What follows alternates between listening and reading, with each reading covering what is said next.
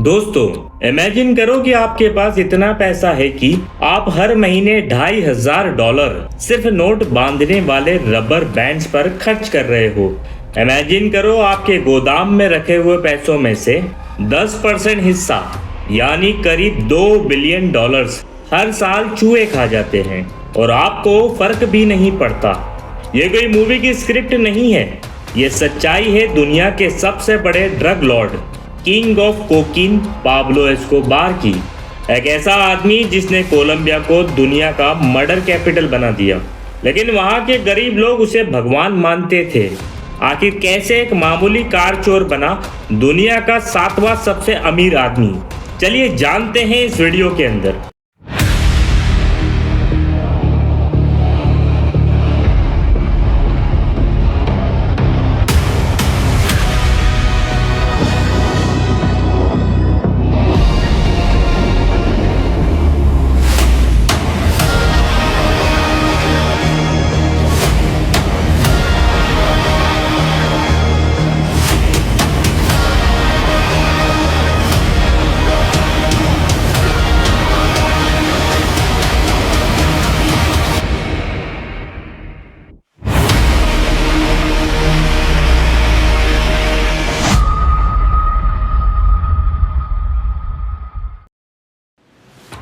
कहानी शुरू होती है 1949 में कोलंबिया के रियो नेग्रो में।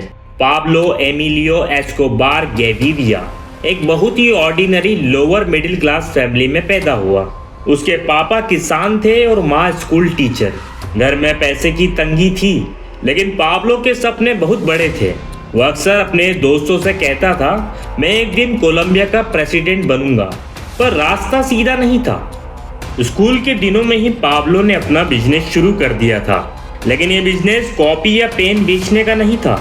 कहा जाता है कि उसने कब्रिस्तान के पुराने समाधि के पत्थर चुराकर उनका नाम मिटाकर उन्हें दोबारा बेचना शुरू किया। हालांकि पाब्लो ने इस बात को हमेशा डिनाई किया, लेकिन जो कंफर्म बात है वो ये है कि उसने प्रतिबंधित सिगरेट और फेक लॉटरी टिकट बेचना स्टार्ट किया। धीरे धीरे उसका डर और नेटवर्क बढ़ने लगा।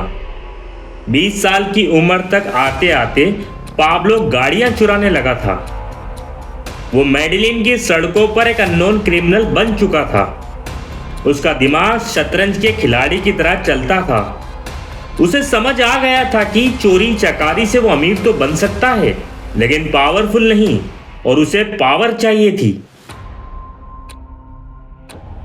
तभी उसकी नजर पड़ी एक नए प्रोडक्ट पर जो अमेरिका में फेमस हो रहा था। नाम था कोकीन। ये वो मोमेंट था जब पाब्लो ने कार चोरी छोड़कर ड्रग ट्रैफिकिंग की दुनिया में कदम रखा, और यहीं से शुरू हुआ द किंग का राइज।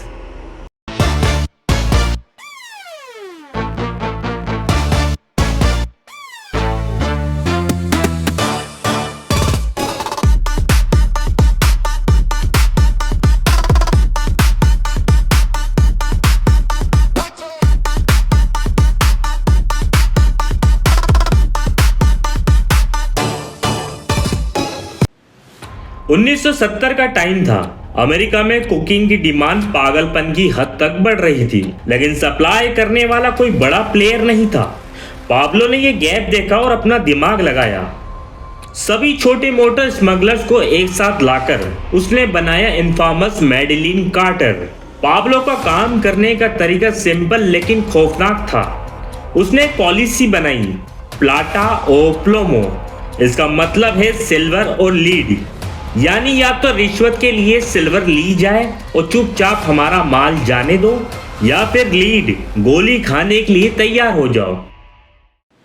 इस डर की वजह से पुलिस, जजेस और पॉलिटिशियन सब उसकी जेब में थे। पाब्लो ने लॉजिस्टिक्स को नेक्स्ट लेवल पर पहुंचा दिया। शुरू में वो लोग प्लेन के टायर्स में कोकीन छुपाकर भेजते थे, लेकिन जब डिमांड बढ़ी तो पाब्लो ने खुद के प्लेन्स ही खरीद लिए। कहा जाता है कि वो रोज का 15 टन कोकीन अमेरिका में स्मगल कर रहा था। फ्लोरिडा के कोस्ट पर उसके पायलट क्रेट्स ड्रॉप करते थे और वहां की स्पीड बोट उसे पिक कर लेती थी। पैसा इतनी तेजी से आ रहा था कि पाब्लो को समझ नहीं आ रहा था कि उसका करे क्या। एक पॉइंट पर दुनिया का 80% कोकीन मार्केट अकेला पाब्लो कंट्रोल कर रहा था। सोचो, अगर आप उस वक्त अमेरिका में कोकीन की लाइन खींच रहे थे तो 80% चांस था कि पाब्लो का माल था। उसने कार्लोस लेजर के साथ मिलकर बहामस के पूरा आइलैंड नॉर्मन के ही खरीद लिया ताकि प्लेन्स को फ्यूल भरने में कोई दिक्कत ना हो। यह सिर्फ बिजनेस नहीं था, यह एक एम्पायर था। अब बात करते हैं उस वेल्थ की जो हमारे टाइटल में मेन पॉइंट है। पाब्लो एस्कोबार अपने पीक पर $400 मिलियन हर हफ्ते कमा रहा था। हाँ, आपने सही सुना, हर हफ्ते। फोर्ब्स की मैगजीन ने उसे दुनिया के सबसे अमीर लोगों की लिस्ट में शामिल किया और वो 7 साल तक उस लिस्ट में रहा। उसके पास इतना कैश था कि बैंक में रखना इम्पॉसिबल था। तो उसने क्या किया? उसने पैसों को जमीन में गाड़ना शुरू किया, दीवारों के अंदर चुनवा दिया और पुराने गोडाउन्स में भर दिया। इस प्रोसेस में हर साल करीब $2 बिलियन खराब हो जाते थे।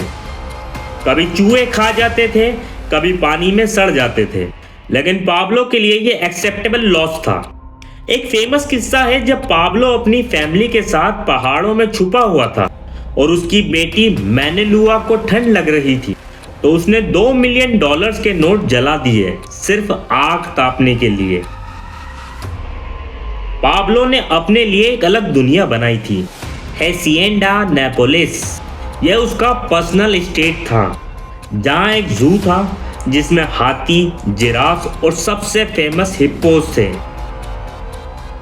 आज भी कोलंबिया में वो हिप्पोस घूम रहे हैं जो पाब्लो ने अफ्रीका से मंगवाए थे।